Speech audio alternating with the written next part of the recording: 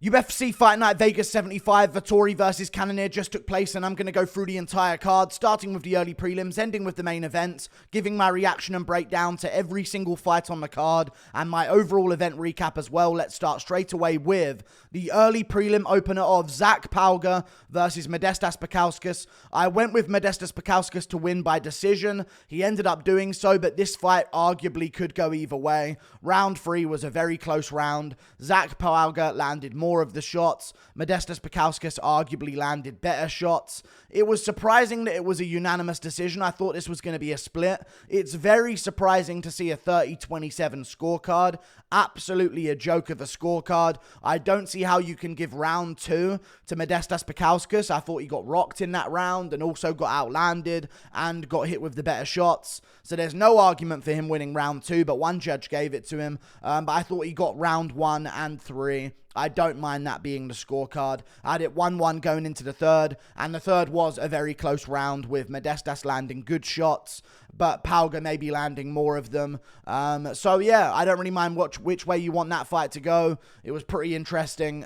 Both guys didn't look good, but Modestas got the decision win, and now has some momentum in the UFC after such a bad injury against Khalil Roundtree.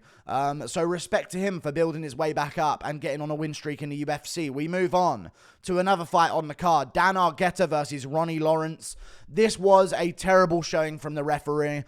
Basically what happened was Dan Argueta came out twice the size of Ronnie Lawrence and just took him down over and over and over again. And yeah, took him down, kept him down, didn't let him get back up. He was so much stronger than Ronnie Lawrence. Ronnie Lawrence couldn't escape, eventually gave up his back, and eventually as well ended up trying to circle around out of having his back being taken, and that sort of led him into a guillotine where Dan Argueta latched it up so quick, got the guillotine, started rolling over and adjusting the angle on the guillotine. He had a really good position where the guillotine was in, and honestly, yeah, the reason why this fight is a no contest is because the referee stepped in before Ronnie Lawrence tapped. Let's be real here. Ronnie Lawrence was essentially at that point, he had lost the fight, so he can't be angry about the referee's decision here because he was going to lose anyway. He should be happy that it turned out a no contest. He was genuinely, arguably telling the referee, hey ref, I'm about to tap any second now, get ready,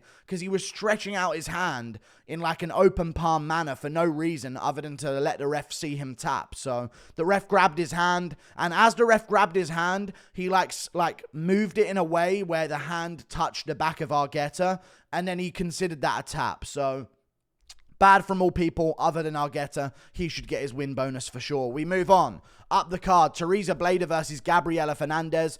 The story of this fight was Tereza Bleda can't strike whatsoever. Neither can Gabriella Fernades. They're both female fighters, but Gabriella Fernades was doing a bit better on the feet as the rounds went on. She started doing very good on the feet in round 3, rocking Tereza Bleda, it looked like, and getting some good moments where she was landing a bunch of shots. But the story of every round was one takedown a round, and as soon as Tereza Bleda got that takedown, Gabriella Fernades literally had no idea whatsoever on anything she was doing on the ground, and she just laid there on her back with no ability to get back up, and Tereza Bleda just absolutely sliced her up with elbows, landed big ground and pound shots, and that was the story of the fight. It was an even fight. In some ways, Gabriella Fernades was winning on the feet, and then as soon as it ended up on the ground, Fernades had no idea what she was doing, and Bleda dominated her. We move on. Up the card, Carlos Hernandez versus Dennis Bondar. This is interesting that it ended up going to a decision. It should have been a TKO, but I get why they did that, because their heads were connecting, and Carlos Hernandez kind of spiked him on his head with the takedown, so Dennis Bondar got KO'd. But I want to say this right away. The referee who did this fight might have genuinely, Jerin Valel is his name, might have genuinely made the worst decision of all time. That was one of the latest stoppages I have seen in a very long time. And there were other ones on the card that were bad as well. But that was so bad. He was out cold from the slam. And as soon as it happened, I said on my live stream, oh my God, he's out cold. It's over. That's crazy. Oh my God, he's out cold. 1 elbow, 2 elbow, 3 elbow, 4, still out cold. Completely out cold. Arms up in the air like this. not defending himself, not trying anything. His arms genuinely floating about in the air in front of him. Out cold. 1 elbow, 2 elbow, 3 elbow, 4, 5, 6, 7 elbows later on an out cold opponent, the referee finally steps in. That absolute, I don't even want to say, but he's such a dumb looking, he looks like a Goomba from Mario with his weird fucking fat head shape. I can't believe he's allowed to ref moving forward. That was one of the worst stoppages I've ever seen. But before that, it was basically just Hernandez being a bit better at mixing up the shots and being a bit busier than Bondar, who wasn't throwing as much and therefore wasn't landing as much. He could have got the second round. The second round was close, but I still gave it to Hernandez, 30-27. But yeah, Hernandez just did a bit more. And Bondar was like trying to be Lomachenko, by dodging out the way of all the punches, but then not doing anything back whatsoever. So, yeah, Carlos Hernandez wins by decision. We move on. Up the card, Kang versus Cristian Rodriguez. This was a no-brainer to pick.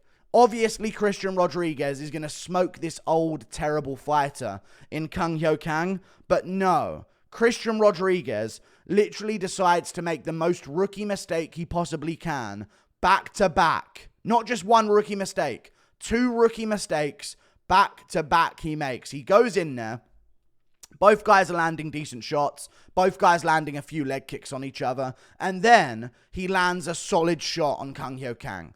Clearly and visibly wobbles him as well. Hurts him quite badly. Then he does what every genius does and rushes forward with his chin up in the air with no defense whatsoever and ends up getting tagged by a 2-piece from Kang, who tags him on the chin, drops him. He then shoots in for a takedown, gives up his back immediately. And then whilst he gives up his back, whilst he's trying to get back up to his feet, he just stands up with his hands down by the floor and leans his neck up in the air for a rear naked choke. So yeah, Kang didn't have to be told twice and got the finish. Very good win from Kang. Should be getting a performance bonus, arguably. Didn't get one. Oh well. Sucks to be him. Been doing it for however long and still hasn't got a bonus. Yeah, it does suck to be him. We move on to another fight on the card. Alessandro Costa versus Jimmy Flick. I picked Alessandro Costa by TKO, and he got the job done by TKO. I said he'd have a massive difference in skill between him and Jimmy Flick on the feet, and I think he'd be able to stuff the takedowns because he's shorter and stronger, and that's exactly what happened. He stuffed all the takedowns. Flick tried 4 takedowns, got none of them, and Alessandro Costa was ripping his body, ripping his leg with shots. Round 1 was 54-14 on significant strikes. He was chewing up the legs of Jimmy Flick, going to the body with that left hook as well, landing big shots to the head. He rocked Jimmy Flick at one point at the end of round 1. And there was a moment where he chopped at the leg and Jimmy Flick's leg went visibly dead. Even in round 2, same thing happened. His leg went dead and then he shot in for like a bad scramble and Alessandro Costa just sort of postured up on top and landed big elbows over and over and over again until the referee stepped in and earned himself a performance bonus. So really good job by Alessandro Costa. Dominated Jimmy Flick, who's another one of these jiu-jitsu guys who has no idea how to get a fight to a ground and has no stand-up whatsoever. So that's what happens to those jiu-jitsu guys. Good job by Alessandro Costa. We move on. Up the card, Nicolas Dalby versus Muslim Salikhov. One of the more shocking outcomes of the card. Nicolas Dalby somehow beats Muslim Salikhov. And not just beats him, but arguably wins every single round, by the way. 2 judges had him winning 30-27. 2 judges had him 30-27. And it all came down to if you give him 3 rounds or 2. He won the second round. He won the third round. He mixed in the takedowns. He got control time. He landed better shots on the feet. He was pushing Salikhov up against the cage and like going for him with knees to the body and elbows on the break and like flying in with shots after they separated from the clinch. And turns out Muslim Salikhov, one of the worst gas tanks in the sport, and completely gassed after round 1 and just didn't really deal with the pressure well of Nicolas Dalby and didn't land good enough to make Dalby pay for that pressure either by putting him out cold. So Nicolas Dalby ended up winning, and round 1 was Salikhov's round where he was winning the round quite clearly, and then Dalby rocked him with a head kick. Maybe he never recovered from that head kick, who knows, but Salikhov getting old. Nicolas Dalby gets it done, also getting old. So good for him, being better with age than Muslim Salikhov. We move on. Up the card to another fight, which was Manuel Torres versus Nicolas Motta. Oh my God. Maybe one of the nastiest KO finishes of all time. If he would have walked this one off and not followed up to the ground and just elbowed him and then just looked at him and then walked off afterwards, this might be the best elbow KO of all time. I think it was arguably better than Calvin Kattar's against Jeremy Stephens, but that is hard to beat. He threw this elbow so perfectly. It didn't go through the head. It didn't whiplash the chin of Nicolas Motta. It genuinely impacted him to the canvas with the elbow. Elbow to the head, sent him flying backwards to the canvas where he was completely out cold. Then follow-up shots from Manuel Torres. Amazing KO from him. I do want to say one thing though, outside of that amazing KO that he had, which was absolutely spectacular, he didn't really look that good on the feet outside of that. Just going to say that right away. Nicolas Motta was landing some decent shots, and Manuel Torres seemed to be a bit Johnny Walker-ish in his stand-up game, where he was very athletic and very loose and wild as well and looking for big shots.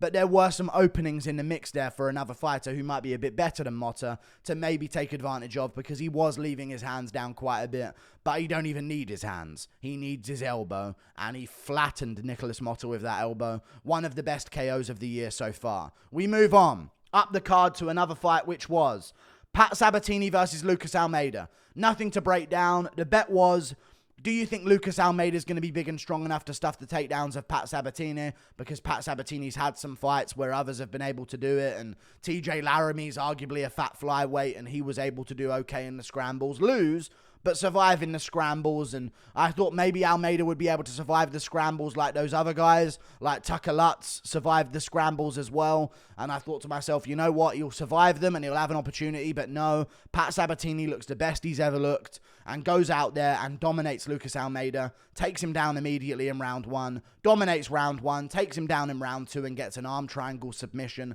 Really solid win from Pat Sabatini. Not much else to talk about. He just dominated Lucas Almeida on the ground, and Almeida had no answer for the grappling of Sabatini, which seems massively improved. We move on up the card to another fight, which is Armen Petrosyan versus Cristian Leroy Duncan. Let's talk about this one, because Cristian Leroy Duncan had a ton of hype behind him. Ton of hype.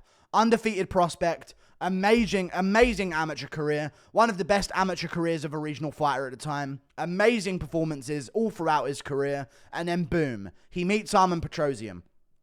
I did say this was a worrying matchup, but I thought he'd find a way to get the finish. And to be fair, in round 3, he nearly got the finish, and 2 judges gave him that round. He nearly got the finish with like a big combo, maybe with a spinning back fist in there. And he landed a bunch of good shots on Armen Petrosyan. But then Petrosyan shot for the takedown, ended up on top, and Cristian Leroy Duncan had no answers on bottom position. Tried to work his way back up, but it was too little too late.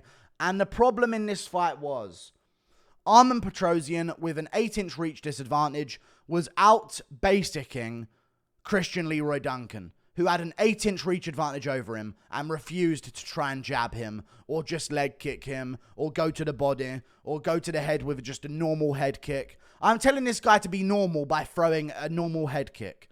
He was throwing wheel kicks. This is the problem with Cristian Leroy Duncan. Doing too much.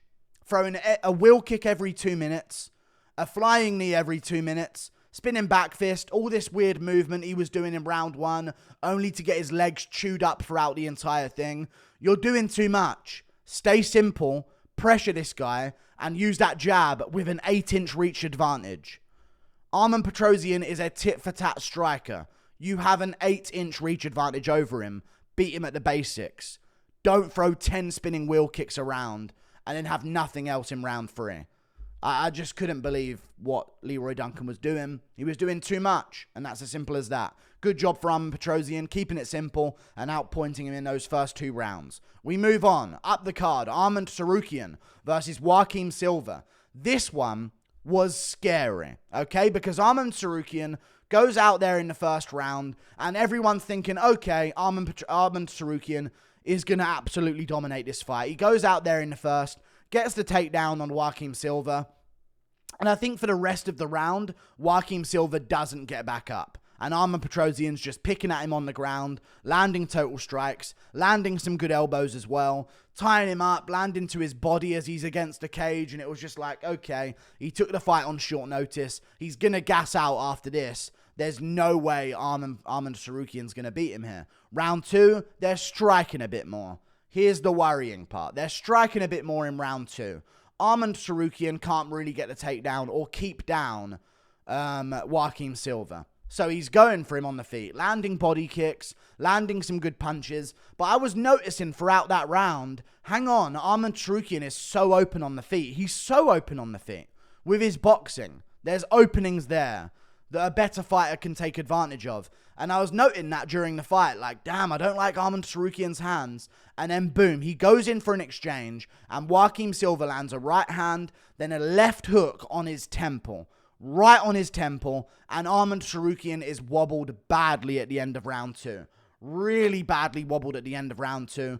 Barely holds on. Joaquim Silva barely misses a few extra punches that could have finished him, and he barely holds on, eventually grinding through on the ground to get a double leg takedown on Joaquim Silva, and end up on top where he can rest. But Joaquim Silva won round 2, rocked Arman badly, really badly, jelly-legged Arman, really, really badly. But in round 3, Arman Tsarukyan did his thing, did his stuff at range, landed good shots on the feet, landed good kicks as well. Seemed like Joaquim Silva had sort of given it all he had in round 2 and didn't really have much for round 3. And eventually Arman got his takedowns again and just held down Joaquim Silva, keep saying Thiago, eventually finishing him in the 3rd round though.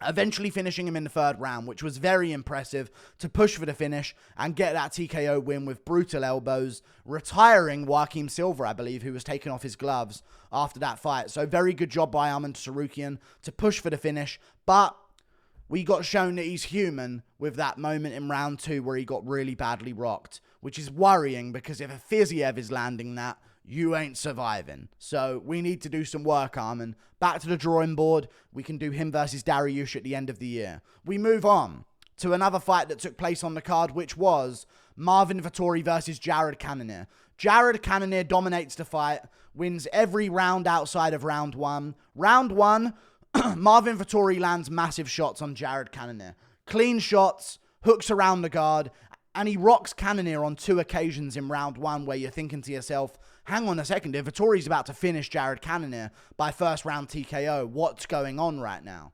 Then it changes. Round 2, Vettori starts to slow down like a normal human middleweight, okay? And Cannonier activates this extra turbo boost 5000 double cardio machine, where he just becomes this absolute cardio freak, charges down Vettori for all of round 2, rocking him with massive punches, landing big shots.